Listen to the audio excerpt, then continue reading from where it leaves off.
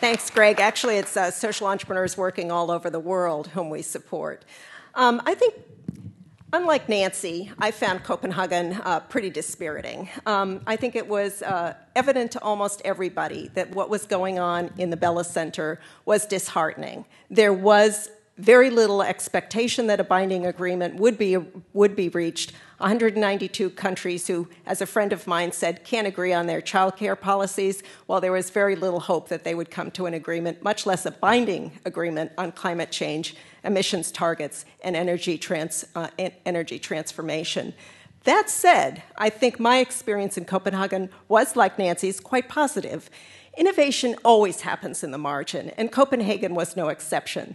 The innovative ideas, the work of NGOs, the work of the subnationals was on evident display in the side events at Copenhagen.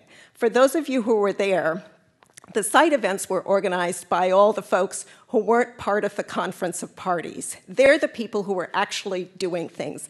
The Scotlands, who are at 40% in terms of their transition to energy reductions and transition to a renewables economy.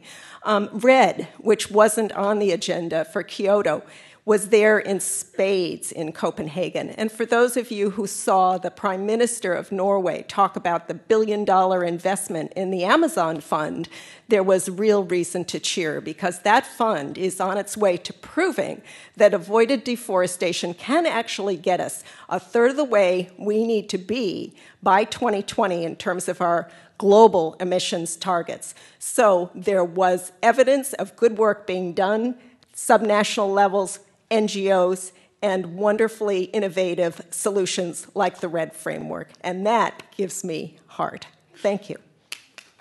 Thank you, Sally.